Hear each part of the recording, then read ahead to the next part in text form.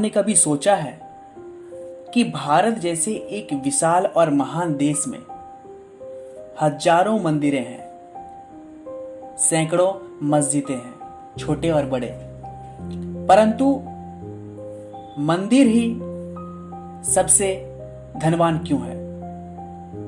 आखिर ऐसा क्या है उन मंदिरों में जो मस्जिदों में नहीं है, जो उन ईसाइयों के चर्च में नहीं है?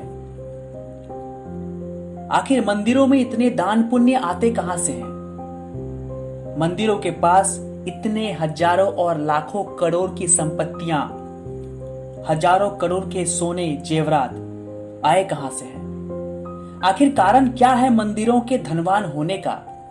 आपने अभी तक कभी सोचा नहीं होगा। आज इवनिंग अड्डा के इस एपिसोड में मैं सूरज कुमार सिल आप सभी के सामने इस राज का खुलासा करने वाला हूं कि आखिर मंदिरों में ही ऐसा क्यों है। देश की आबादी 130 करोड़ है, जिनमें से लगभग 45 करोड़ मुस्लिम है। 45 करोड़ मुस्लिमों की आबादी होने के बाद भी मस्जिदों में उतना धन क्यों नहीं जितना कि एक मंदिरों में है? और सिर्फ एक मंदिर की बात नहीं है, ऐसे दर्जनों सैकड़ों मंदिर है जो पूरे देश को एक दिन चलाने का मादा रखते हैं। तिरुपति बालाजी की बात करें या पद्मनाभ स्वामी मंदिर की बात करें तो इन सभी मंदिरों के पास इतने लाखों करोड़ के खजाने हैं कि सरकार को तक नहीं पता। तो आइए इस एपिसोड में हम बात करते हैं उन मंदिरों की और बात करेंगे कि आखिर कारण क्या है उन मंदिरों के धनवान बनने की।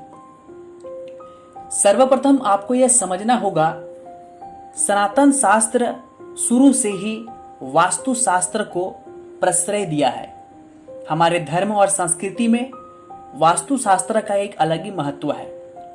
अगर आप किसी भी मंदिर जाते हैं, पुराने मंदिर में नए मंदिरों की बात नहीं कर रहा हूं, वे मंदिर जो हजारों और लाखों वर्ष पूर्व बनाए गए थे, जब आप उन मंदिरों में प्रवेश करेंगे, उन मंदिरों के आंगन में या फिर मंदिरों के छाया में प्रवेश करने के साथ ही आपको ऊर्जावान महसूस होगा।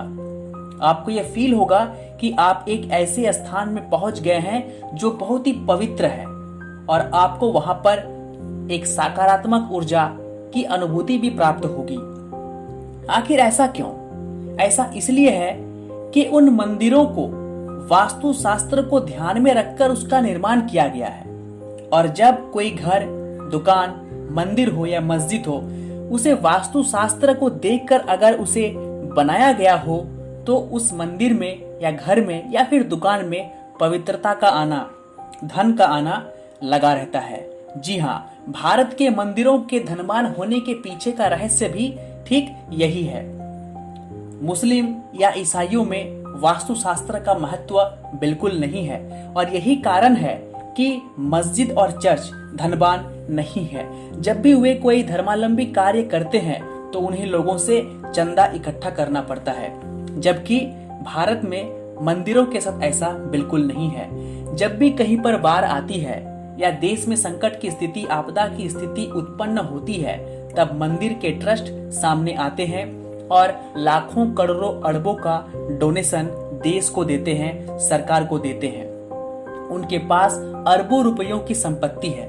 यह सिर्फ और सिर्फ वास्तु शास्त्र को ध्यान में रखकर बनाने के लिए ही है।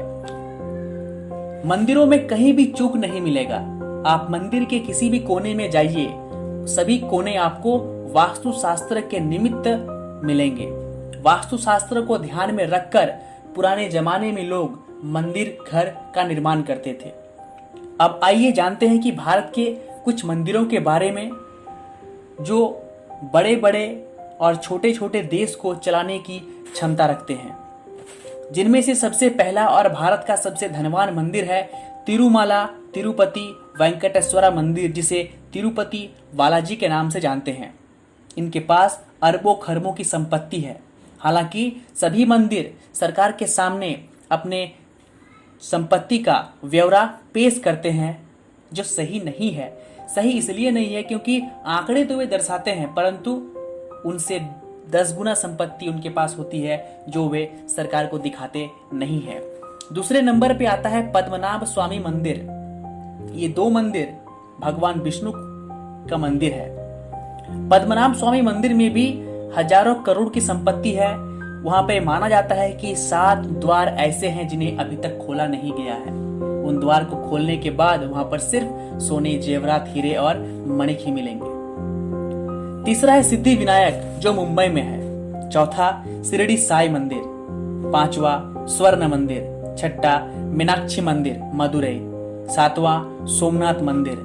8वां जगन्नाथ मंदिर। 9वां स्वामी नारायण मंदिर अक्षरधाम जो दिल्ली में है। और 10वां काशी विश्वनाथ। ऐसे सैकड़ों मंदिर हैं, परंतु इन 10 मंदिरों के पास इतनी संपत्ति है कि आप सोच भी नहीं सकते।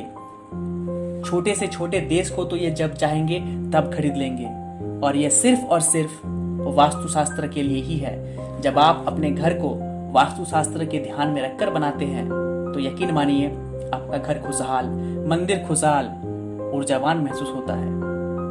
मैं ये बहुत ही एक्सपीरियंस के साथ कह रहा हूँ, काफी रिसर्च के बाद कह रहा हूँ। तो दोस्तों ये वीडियो आपको कैसे लगी प्लीज हमें कमेंट अवश्य कीजिएगा। तो मिलते हैं नेक्स्ट एपिसोड में, तब तक के लिए नमस्कार, जय हिंद, जय भारत।